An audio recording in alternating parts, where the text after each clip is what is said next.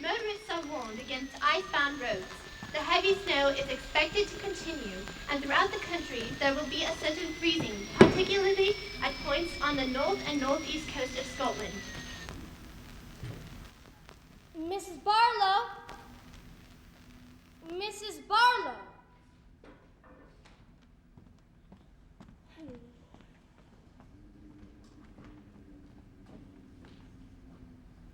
It's cold.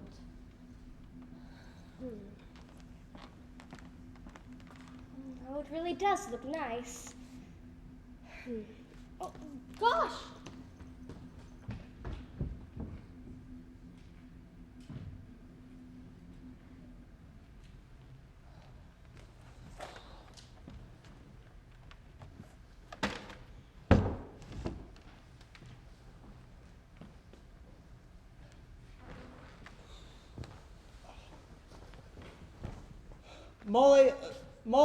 Molly, where are you?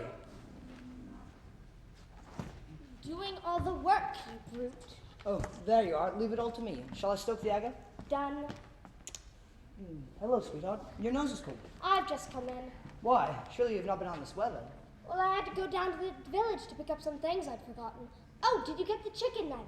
It wasn't the right kind. I went to another dump, but that wasn't any good either. Practically a whole day wasted. God, I'm half frozen. The car was skating like anything. What do you bet we're not snowed up tomorrow? Oh, dear. I do hope not. If only the pipes don't freeze. We'll have to keep the central heating well stoked up. Not too good. I wish they'd send the coke along. We don't have much. Oh, I do so want everything to go well at first. First impressions are so important. Everything's ready then. Nobody's arrived yet, I suppose. Yes, I think everything's in order. Mrs. Barlow stoked it early. Afraid of the weather, I suppose. What a nuisance these daily women are. That leaves everything on your shoulders. And yours. This is a partnership. So long as you don't ask me to cook. No. That's my department. And anyway, I think everything's all right. We've got lots of tins in case we are snowed up. Giles, do you think it's going to be all right? Got cold feet, have you? Are you sorry now we didn't sell this place when your aunt left to do us instead of having this mad idea of running this at a guest house? No, I'm not. I simply love it. And speaking of a guest house, just look at that! Ah, pretty good, what? It's a disaster.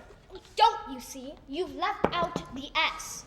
Monkwell instead of Monkswell. Good Lord, so I did. However did I come to do that? But it doesn't really matter, does it? Monkwell is just a good name. You're a disgrace. Go stoke up the central heating. Across that icy yard? Shall I bank it up for the night now? No. You don't do that till 10 or 11 o'clock at night. How appalling. Oh, hurry up. Someone may arrive at any minute. You got all the rooms worked out then? Yes. Mrs. Boyle, East Room. Major Metcalf, Blue Room. Miss Casewell, Rose Room. And Mr. Wren, Oak Room. I wonder what all these people will be like. Aren't we have to got rent in advance? No, I don't think so. We're rather mugs at this game. They bring luggage. If they don't pay, we keep their luggage. It's quite simple. But I can't help thinking we ought to take a correspondence course in hotel keeping. I mean, we're sure to get had in some way. What if their luggage is bricks wrapped up in newspaper? And where should we be then? Well, they all wrote from very good addresses. That's what servants with forged references do. Some of these people may be criminals hiding from the police. I don't care what they are, as long as they pay us 7 guineas a week. You're such a wonderful woman of business, Molly.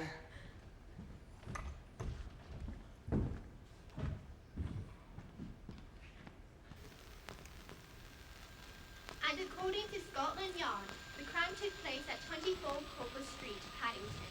The murdered woman was a Mrs. Maureen Lyon. In connection with the murder, the police are anxious to interview a man seen in the vicinity wearing a dark overcoat, light scarf, and a salt felt hat. Motorists are warned against icebound roads. The heavy snow is expected to continue and throughout the country.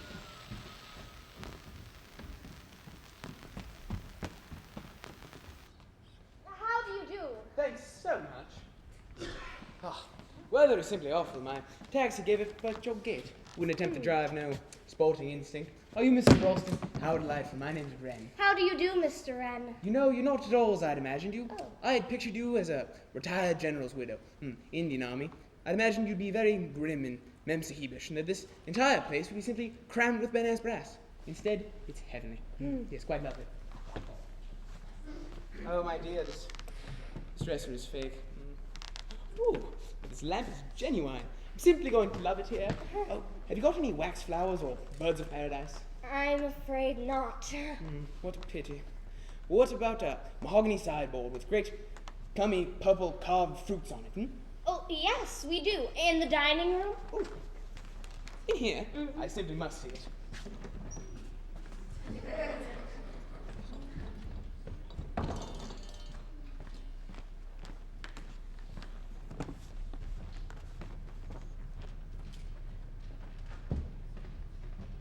Do come and warm yourself.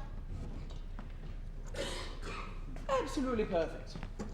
Real bedrock respectability, but why do away with the center mahogany table? The little tables just seem to spoil the effect. We thought guests would prefer them. Oh, this is my husband. Ah, how do you do? Terrible weather, isn't it? Takes one back to Dickens and Scrooge and that irritating Tiny Tim, eh? So bogus. Of course, Mrs. Ralston, you're absolutely right about the little tables. I was simply being carried away by my feeling for period. If you had the center mahogany table, you'd have to have the right family round it. Yes, stern, handsome father, prolific, faded mother, 11 children of assorted ages, and a grim governess, and somebody called Poor Harriet. It's the poor relation who acts as a general's dog's party, but is very grateful for being given a good home. Oh, I took your suitcase upstairs for you. Oak room, did you say? yes. I do hope it's got a fall poster with little chintz roses. It hasn't. I don't think your husband's going to like me very much. Have you been married very long? Are you very much in love? Well, we've been married only a year, but would you like to come up and see your room? Ticked off? Well, I do so like knowing about people. I mean, I find people to be so madly interesting. Don't you think so? Well, I suppose some are and some are not. No, there you're wrong. See, all people are interesting because you never really know what anybody's thinking. For example, you don't know what I'm thinking right now, do you? Not in the least. Would you like a quiche? No, thank you. I'm not hungry. See, the only people who know what other people are like are artists, and they don't know why they know it, but if they're portrait painters, it comes out on the canvas. Are you a painter? No. Dear me, no. I'm an architect. Or nearly one. You see, my parents baptized me Christopher Wren in the hopes that I would become an architect. Christopher Wren. As good as halfway home, I suppose. Actually, everyone laughs about it and makes jokes about St. Paul's. But who knows, I may yet have the last laugh. Chris Wren's prefab nests may yet go down in history. Sir, I think I'm going to like it here. I find your wife to be most sympathetic. Indeed. And really very beautiful. Oh, don't be so absurd. See, there isn't that like an English woman. Compliments always embarrass an English woman. So European women take compliments as a matter of course, but English women seem to have all the feminine spirit crushed out of them by their husbands. There's something very boorish about English husbands. Well, would you like to come up and see your room? Shall I? Could you stoke up the hot water boiler?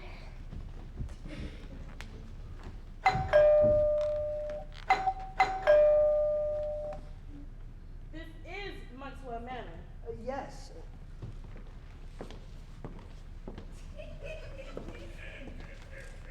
I am Mrs. Boyle. I'm Charles Ralston. Come to the fire and get warm, Miss Boyle. Awful weather, isn't it? Is this your only luggage? A Major Metcalf, is it? Is seeing to it. I'll leave the door for him. The taxi wouldn't risk coming up the drive. It stopped at the gate. We had to share a taxi from the station, and there's great difficulty in getting that. Nothing ordered to meet us, it seems. I'm so sorry. We didn't know what train you would be arriving by. Otherwise, of course, someone would have been standing by. All trains should have been met. Let me take your coat. My wife will be down here in a moment. I'll just go along and give Madclap a hand with the bags. The drive could have at least been cleared of snow. Most offhand and casual, I must say. I am so sorry. Mrs. Ralston? Yes, You are very young. Young. To be running an establishment at this time, you can't have had much experience. Well, there's got to be a beginning for everything, hasn't there? I seem quite inexperienced. An old house. I hope you haven't got dry rot. Certainly not. Most people don't know they've got dry rot until it's too late to do anything about it. The house is in perfect condition. Could do with a coat of paint. You know, you got worm in this oak. This way, Major. This is my wife. Oh, why, how do you do? Oh, it's an absolute blizzard outside. Thought at one time we weren't going to make it. I beg your pardon. Why, I should say if it continues like this, we'll have 5 or 6 feet of snow by morning. Well, I haven't seen anything like it since I was on leave in 1940. I'll take these up. Which rooms did you say? Blue room and rose room? No. I put Mr. Wren in the rose room. He liked the 4 posters so much, so it's Major Metcalf in the blue room and a Miss Casewell in the east room. Major? Sir.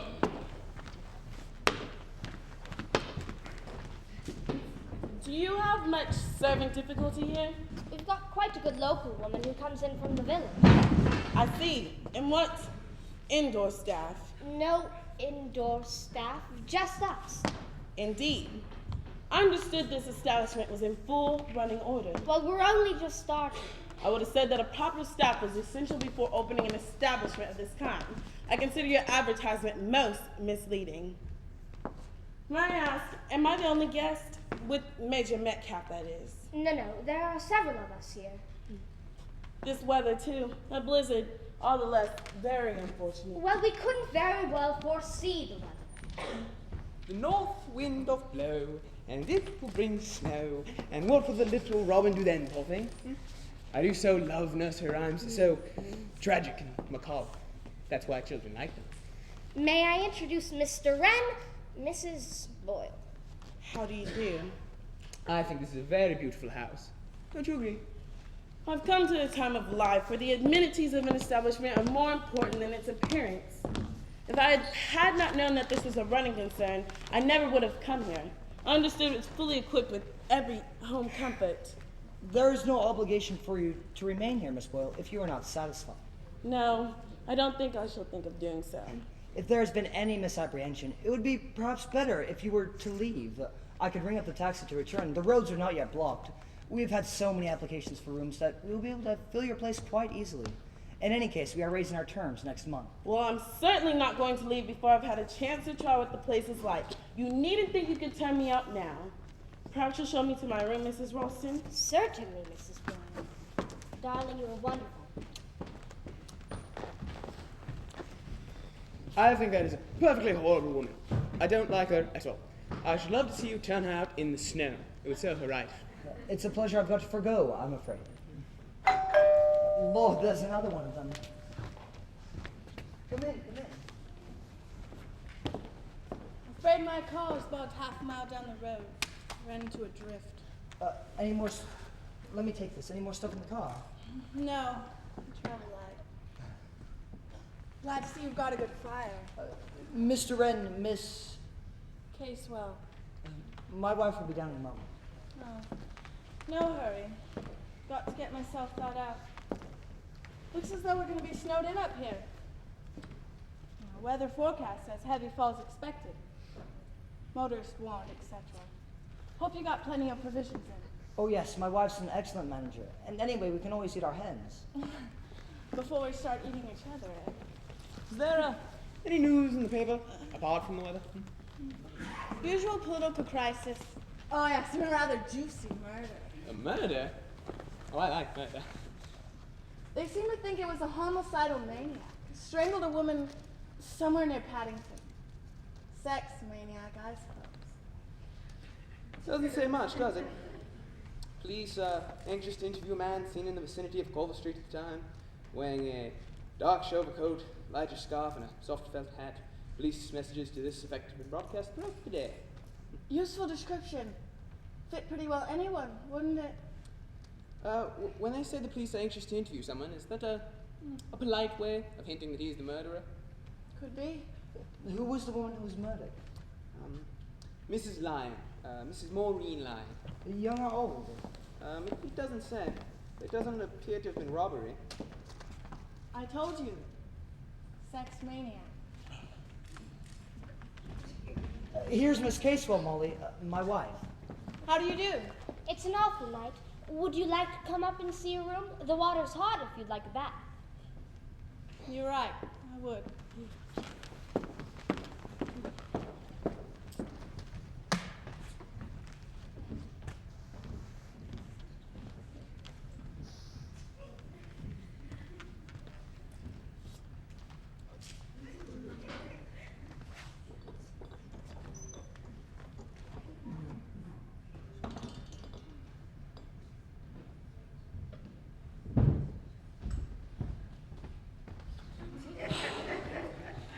Little Jack Horner sat in the corner, eating his mother's pie. He stuck in his thumb and pulled out a plum and said, "What a good boy am I."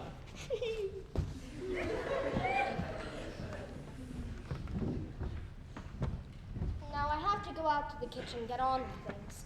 Major Metcalf seems nice. He won't be any trouble. It's Mrs. Boyle that really frightens me. We must have a good dinner. I was thinking of opening up 2 cans of minced meat and cereal, and there's a tin peas, and mashing the potatoes, and there's stewed figs and custard, and... Oh, do you think that'll be all right? I should think so. Not very original, perhaps. Do let me help. I adore cooking. Why not an omelette? You have eggs, haven't you? Yes, we've got plenty of eggs. We keep lots of fowls. They don't lay as well as they used to, but they've put down a lot of eggs. And if you had a cheap, any type wine really, you could add it to the minced beef and cereal, did you say? Yes, give it a more continental flavor. I dare say, show me the kitchen and your provisions and I shall have inspiration. Well, come on.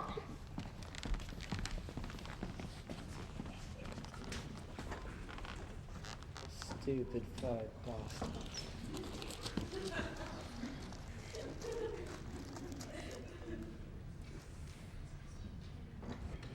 Oh, isn't he sweet? He's gone to the kitchen, he's put on an apron. He says, don't come back for half an hour.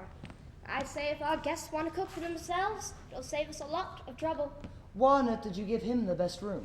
I told you, he liked the 4-poster. Oh, he liked the pretty 4-poster. Twerp. Giles, I have no use for that kind. You didn't handle a suitcase. I did. and I got bricks in it. It was no weight at all. If you ask me, there was nothing inside of it. He's probably one of those young men who go about bilking hotel keepers. I don't believe it. I like him, and anyway, I think Miss Casewell's rather peculiar, though, don't you? A terrible female. If she is a female. I find it very hard to believe that either our guest should be peculiar or odd. Well, anyway, Major Metcalf seems nice. Probably drinks. Do you think so? Oh, no, I don't. I was just feeling rather depressed. Anyway, we know the worst now. They've all arrived. Who could that be? Probably the Culver Street murderer. Don't! Oh, 1,000 pardons. I am... Where am I? this is Monkswell Manor Guest House. But with stupendous good fortune. Madame? What an answer to prayer. A guest house and a charming hostess. My Rolls Royce, alas, has run into a snowdrift. There was blinding snow everywhere. I didn't know where I was. And then perhaps, I think to myself, I shall freeze to death. But then, I take with me a little bag, I stagger through the snow, and then I see before me big iron gates. A habitation? I am saved. Twice I fall into the snow as I come up your drive, but at last I arrive, and immediately, despair turns to joy. You can let me have a room, yes? Oh, yes. It's a rather small one, though, I'm afraid. Naturally, naturally. You have other guests. Well, we've only just opened this place up as guest house today, so we're rather new at it. Charming. Charming. What about your luggage? That is of no consequence. I have locked my car securely. Wouldn't it be better to get it in? No, no. I assure you, on such a night as this, there will be no thieves abroad. And as for me, my wants are very simple. I have all I need here in this little bag. Yes, that will be all that I need. Well, you'd better get thoroughly warm. I'll go see about your room. I'm afraid it's a cold room, though, because it faces north, but all the others are occupied. You have several guests, then. Well, you see, there's a Major Metcalf and a Mrs. Boyle, and a young woman named Miss Casewell, and a Mr. Wren, and now you. Yes. The unexpected guest. The guest that you did not invite. The guest who arrived from nowhere out of the storm. It sounds quite dramatic, does it not? Who am I? You do not know. Where do I come from? You do not know. Me? I am the man of mystery. But now I tell you this. I complete the picture. From now on, there will be no more arrivals, and no departures either. By tomorrow, perhaps even already, we are cut off from civilization. There will be no butcher, no baker, no milkman, no postman, no daily papers, nobody, and nothing but ourselves. That is admirable, though. Admirable. It couldn't suit me any better. My name, by the way, is Paravicine. Ours is Ralston. Mr. and Mrs. Ralston. And this is Monkswell Manor Guest House, you said. Good. Monkswell Manor Guest House. Perfect.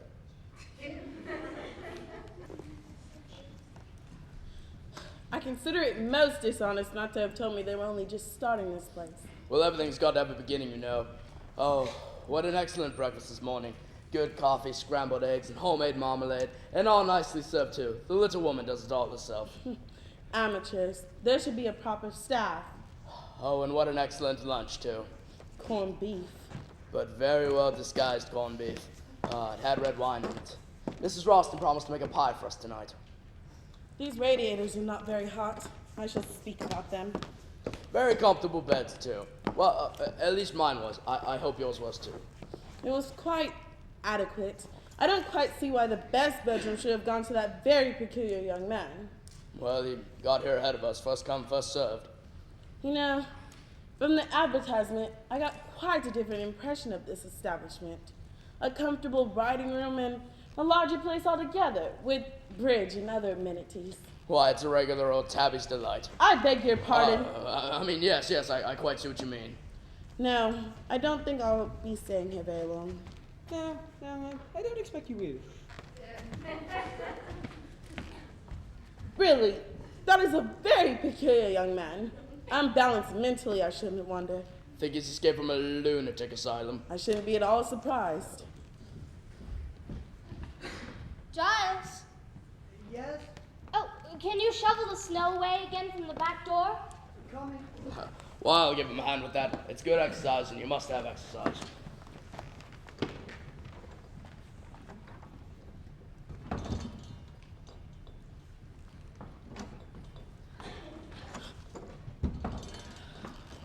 Oh, I'm sorry. That's all right. Really, what an extraordinary young woman. Doesn't she know anything about housework? Carrying a carpet sweeper through the front halls. Aren't there any backstairs? Oh, yes, nice backstairs. Very convenient if there was a fire. Then why not use them? Besides, all the housework should have been done in the morning, before lunch. I gather our hostess had to cook the lunch. It's all very haphazard. There should be a proper staff. Not very easy to get nowadays, is it? No. The lower class has seemed to lost a sense of their responsibilities. Poor old lower classes. Got the bit between their teeth, haven't they? I gather you are a socialist? I wouldn't say that. Not a red, just a pale pink. But I don't take much interest in politics. I live abroad. I suppose conditions are much easier abroad. Well, I don't have to cook and clean, as I gather most people have to do in this country. This country has gone sadly downhill. Not at all what it used to be. I sold my house last year. Things are just too difficult. Hotels and guest houses are much easier. They do solve some of one's problems. Are you over in England for long? Depends. I've got some business to see to. When it's done, I shall go back. To France? No, Italy? no.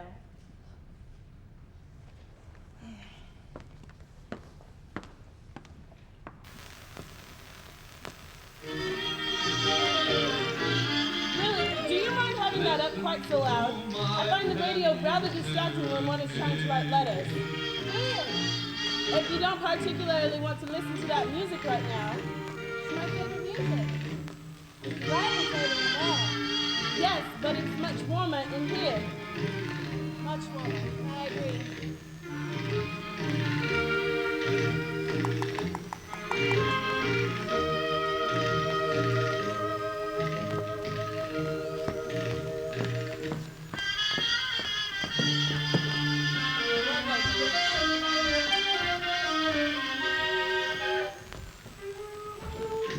This story by Senor Jimmy Brown. Hello. You know, Once everywhere I I go, everyone spread follows me and asks me, supposed to be there. The wind full of a lovely, lovely lady. Is that all right? Yes, it served its purpose. Purpose? Tactics, boy. Oh, you mean her. Yes.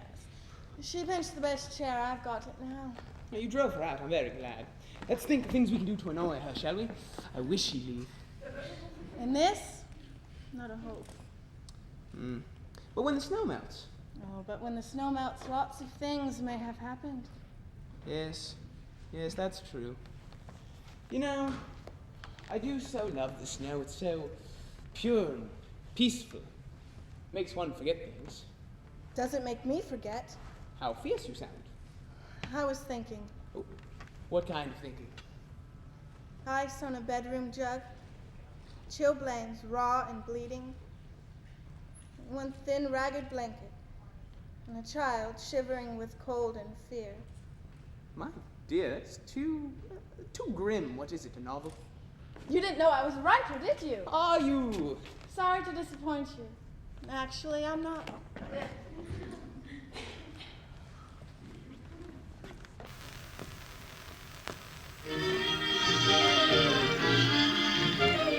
Listen to my penny serenade.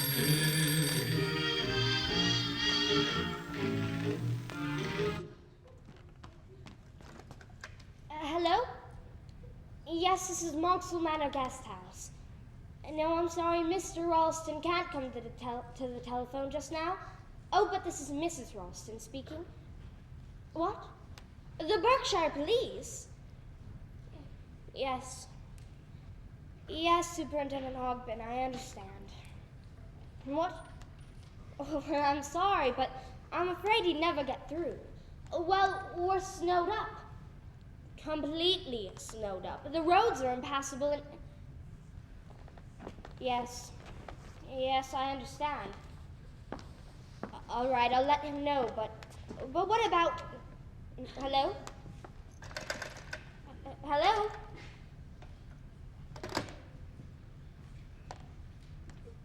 Molly, do you know where there's another spade? Giles, the police have just rung up. Trouble with the police, eh? Serving liquor without a license?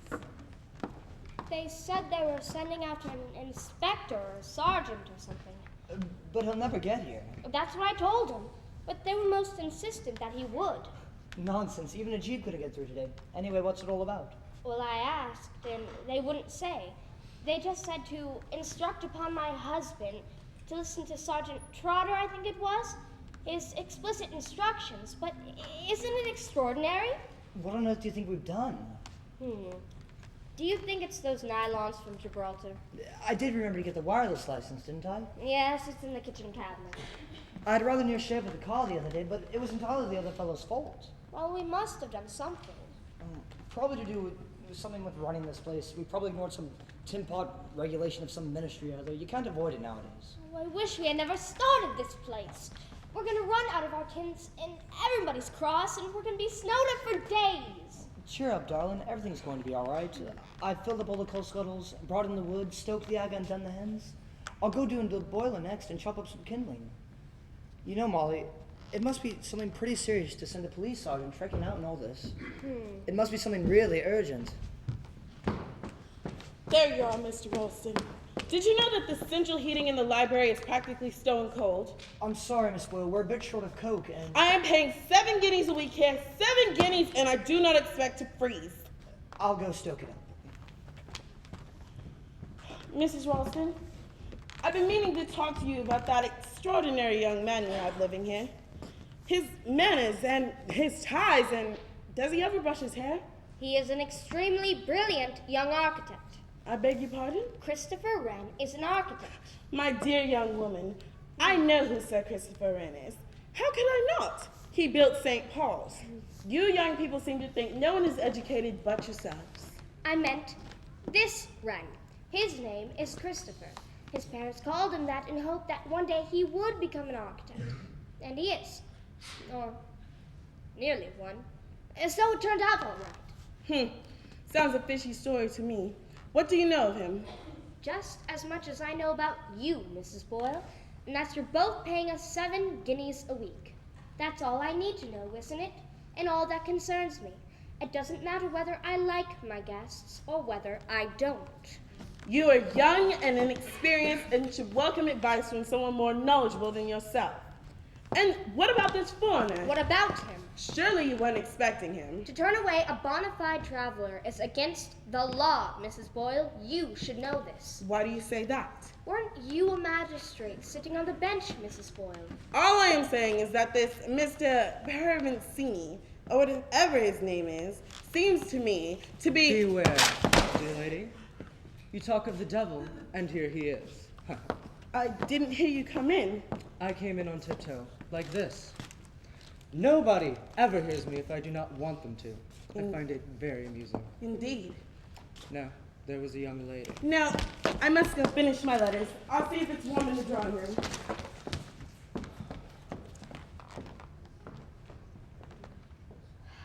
My charming hostess looks upset. What is it now, dear lady? It's just that everything's so difficult this morning because of the snow. Yes. Snow makes things difficult, does it not? Or perhaps it makes things easy. I don't know what you mean. No, there is quite a lot that you do not know. I think, for one thing, you do not know very much about running a guest house. Well, I dare say we don't, but we mean to make a go at it. Oh, well, bravo. Bravo. I'm not such a very bad cook. You are, without a doubt, an enchanting cook. May I now give you a little word of warning, Mrs. Ralston? You and your husband must not be too trusting, you know. I mean, heavy references with these guests of yours. Is that usual? I thought they just came. It is advisable to know a little about the people who sleep under your own roof. I mean, take for example, myself. I turn up saying that my car has run into a snowdrift. What do you know of me? Absolutely nothing. I mean, for all you know, I could be a thief, a robber, a madman, a fugitive from justice, or even a murderer. Oh, You see, and perhaps you know just as little as of your other guests. well, as far as Mrs. Boyle goes. It's much too cold in the drawing room. I shall write my letters in here. Allow me to poke the fire for you. Why, excuse me, Mr. Ralston, but is your husband about? I'm afraid the pipes in the downstairs cloakroom are frozen. Oh, what an awful day. First the police, and now the pipe. Police. Police, did you say? They rang up just now, saying they're sending out an inspector or a sergeant or something, but I don't think he'll ever get here. They've already coaxed one and have stones in the price. Hello, is anything the matter? I hear the police are on their way. Oh, why? That's all right. No one can get here today. Why, they're just supposed to be 5 feet deep and the roads are all banked up. No, no one will get here today. Oh, excuse me, Mr. Ferguson. Oh, my word. Charles, Are you Mr. Ralston? Yes. Thank you, sir. Detective Sergeant Trotter, Berkshire Police. Can I get these skis off and stow them somewhere? Go around that way to the front door. I'll meet you. Thank you, sir. I guess that's what we pay our police force for nowadays, to go around enjoying themselves at winter sports. Okay, now why did you send for the police, Mrs. Ralston? I didn't. Who was that man? Where did he come from? He passed my window on skis, all covered in snow and looking terribly hearty. You may believe it or not, but that man was a policeman. A policeman, skiing. This is Detective Sergeant Trotter. Good afternoon. You can't be a sergeant. You're too young. I'm not quite as young as I look, madam. But terribly hearty. We'll take your skis around the hall and stow them under the stairs.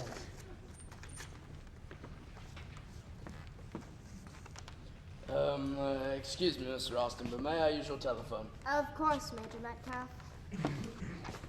I think he's very attractive. I always find police very attractive. No brains. You can see that at a glance. Hello? Hello? Why, Mr. Austin, this phone is dead. Quite dead. It was all right about half an hour ago. The line's gone with the weight of the snow, I suppose. Quite cut off. That's funny, isn't it? Quite cut off. Well, I don't see anything to laugh at. No, indeed. Yes, well, it's a private joke of my own accord. Shh, the sleuth is returning. Now we can get down to business, Mr. Ralston. Mrs. Ralston? Do you want to see us alone? If so, we can go into the library. It's not necessary, sir. It'll save time if everybody's present. If I might sit in this chair. Well, I beg your pardon. Oh, do hurry up and tell us. What have we done? Done? Oh, it's nothing of that kind, Mrs. Ralston. It's something quite different. It's more a matter of police protection, if you understand. Police protection. It relates to the death of Mrs. Lyne, Mrs. Maureen Lyne of 24 Culver Street, London, West 2, who was murdered yesterday, about the 15th instant. You may have heard or read about the case? Yes, I heard it on the wireless. The woman who was strangled? That's right, madam. Now, the first thing I want to know is if you are at all acquainted with this Mrs. Lyne. Never heard of her. Well, you may have known her under the name of Lyne. Lyne wasn't her real name. She had a police record and her fingerprints were on file, so we were able to identify her without difficulty. Her real name was Maureen Stanning. Her husband was a farmer, John Stanning, who resided at Longridge Farm, not very far from here. Longridge Farm? Wasn't that where those children... Yes, the Longridge Farm case. 3 children.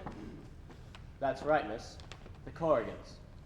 2 boys and a girl, brought before the court as in need of care and protection. A home was found for them with Mr. and Mrs. Stanning. One of the children subsequently died as the result of criminal neglect and persistent ill treatment. The case made a bit of sensation at the time. It was horrible. The Stannings were sentenced to terms of imprisonment. Stanning died in prison. Mrs. Stanning, after serving her sentence, was duly released. And yesterday, as I say, she was found strangled at 24 Culver Street. Who did it? I'm coming to that, madam. A notebook was picked up near the scene of the crime. And in that notebook was written 2 addresses. One was 24 Culver Street, and the other was Monkswell Manor. What? Yes, sir. That's why Superintendent Hogben, on receiving this information from Scotland Yard, thought it imperative for me to come out here and find out if he knew of any connection between this house or anybody in this house and the Longridge Farm case. There's nothing. Absolutely nothing. It must be a coincidence. Superintendent Hogben doesn't think it's a coincidence, sir.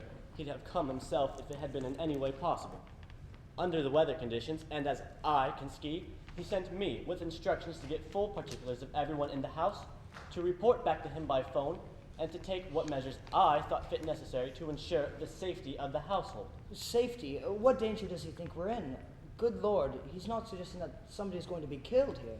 I do not wish to frighten any of the ladies, but frankly, yes, that is the idea. But why? That's what I'm here to find out. But the whole thing's crazy. Yes, sir, it's because it's crazy that it's dangerous. Nonsense.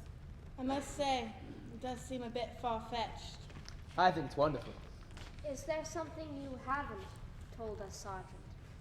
Yes, Mrs. Ralston. Below the 2 addresses was written 3 blind mice, and on the dead woman's body was a note with, "This is the first," written on it. And below the words was a drawing of 3 little mice and a bar of music. The music was the tune of the nursery rhyme, The 3 Blind Mice. Well, you know how it goes. The 3 blind mice. 3 blind mice, see how they run. They all ran after the farmer's wife. Oh, it's horrible. There were 3 children, and 1 died. Yes, the youngest, a boy of 11. What happened to the other 2? The girl was adopted by someone. We haven't been able to trace her present whereabouts.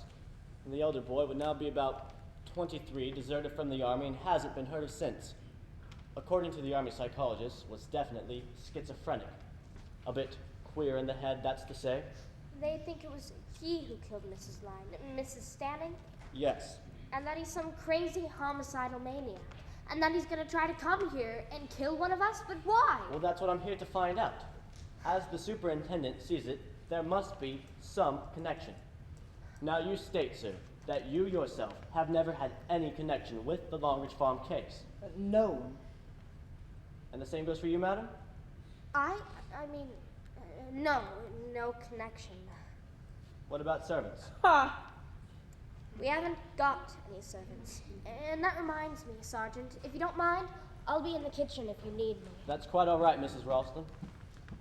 Now can I have all of your names, please? Really, this is quite ridiculous. We have nothing to do with this place. We are merely staying in a kind of hotel. We only just arrived yesterday. You plan to come here in advance. You've booked your rooms here ahead. Well, yes, all except for Mr. Paravicini. My car overturned in a snowdrift. I see. What I'm getting at is that anybody who's been following you around might know very well that you're here. Now there's just one thing I want to know, and I want to know it quick. Which one of you is it that has something to do with that business at Longridge Farm? You're not being very sensible, you know. One of you is in danger. Deadly danger. I've got to know which one that is. All right, I'll ask you one by one. And you first, since you seem to have arrived here, more or less by accident. Mr. Paravicini. But, my dear Inspector, I know nothing but nothing of what you've been talking about. I am a stranger in this country. I know nothing of these local affairs of bygone years. Mrs. Oh, Boyle. Really, I consider this an impertinence. What would I have anything to do with this such distressing business? Miss? Casewell. Leslie Casewell. I've never heard of Longridge Farm, and I know nothing about it. You, sir. Major Metcalf. Let's see. I wrote about the case in the paper at the Times. I was stationed at Edinburgh then. No personal knowledge. And you? Ah, Christopher Wren. I was a mere child at the time. I don't even really remember hearing about it. Sorry. And that's all you have to say. Any of you. Well, if one of you gets murdered, you'll have yourselves to blame. Now, Mr. Ralston, may I have a look around the house?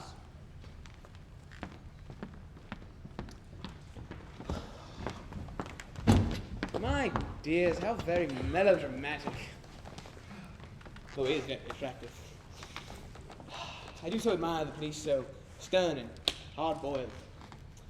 Though it is very distressing, this whole three blind mice business. How did the tune go? Really, Mr. Wren? You don't like it? But it's a signature tune. It's the signature of a murderer. Imagine what a kick you must be getting out of it. Melodramatic rubbish. I don't believe a word of it. Well, let's see if you still believe that when you hear my footsteps coming up behind you and you feel my hands coming around your throat. Stop it! Now that'll do, Christopher.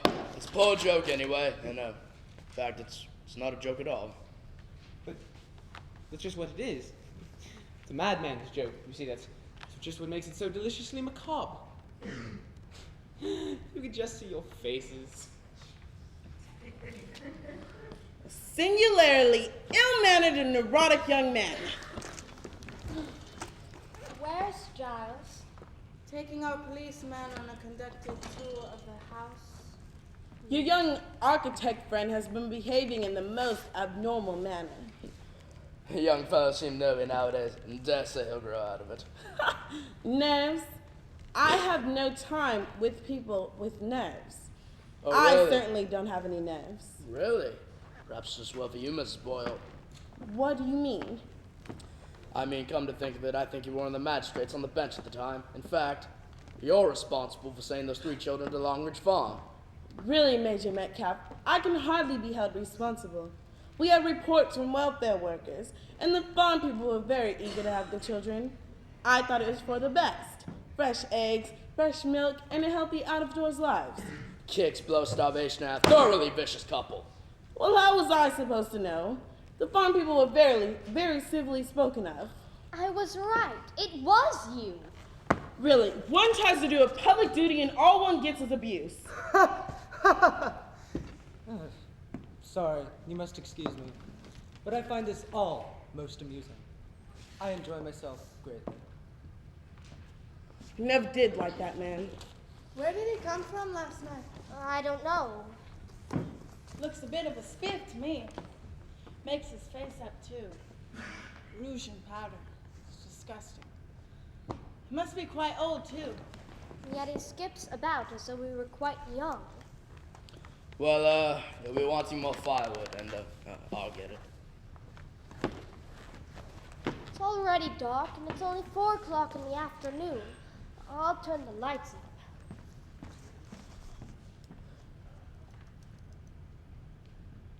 That's better. Now, where did I leave my pen?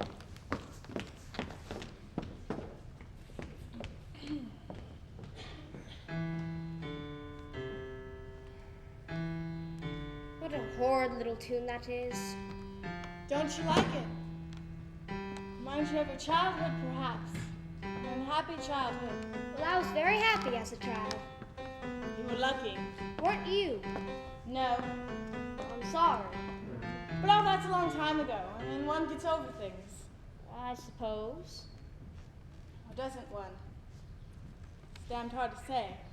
You know, they say what happens to you when you're a child matters more than anything else. They say. Who says? Psychologists. All humbug. Just a damn lot of nonsense. I've no use for psychologists and psychiatrists. Well, I'd not much to do with them either. Good thing for you, you haven't. It's all a lot of hooey. The whole thing.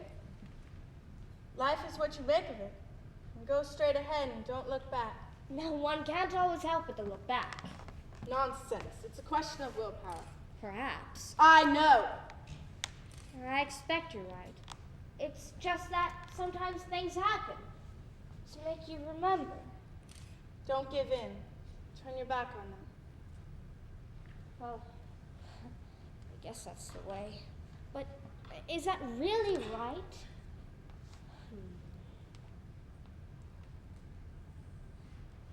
It really depends on what you're talking about. Well, sometimes I hardly know what I'm talking about. Nothing from the past is going to affect me. Except in the way I want it to. Well, everything's all right upstairs.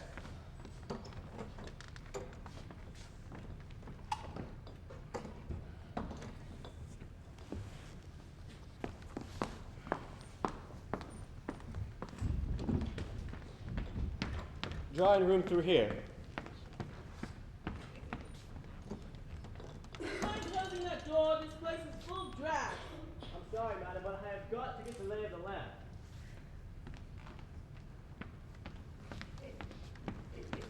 Molly, what's all this?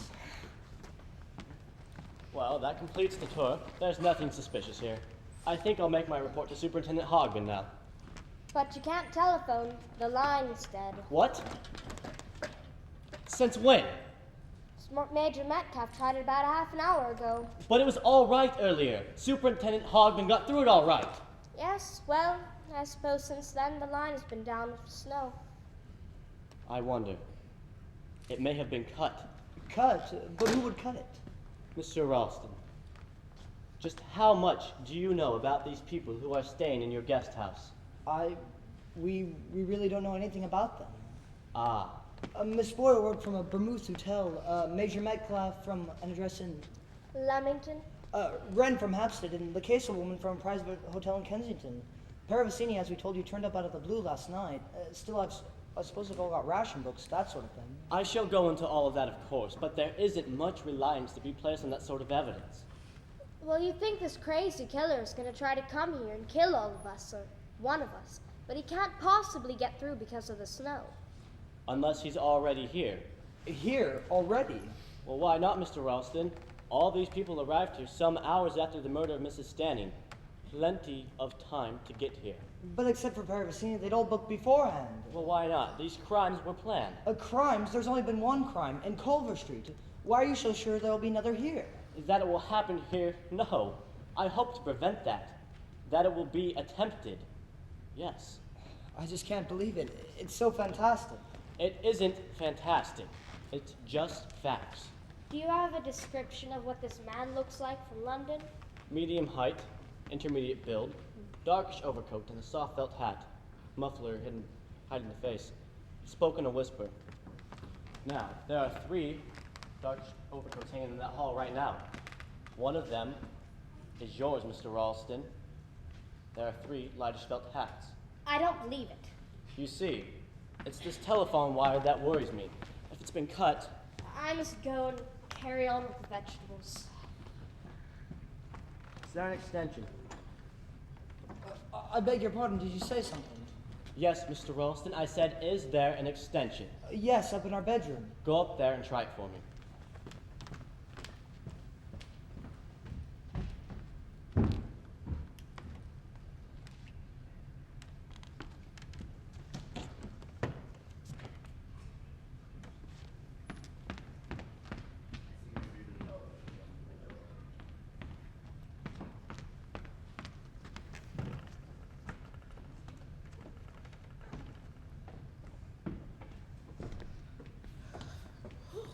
It's cold in here.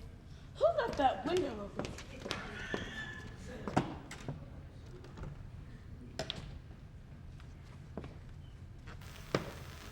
To understand what I may term as mechanics of fear, you have to study the precise effect produced on the human mind. Imagine, for instance, that you are alone in a room. It is late in the afternoon, and a door opens softly behind you. Oh, it's you. I can't find anything worth listening to. What are you doing? Why are you turning off the lights?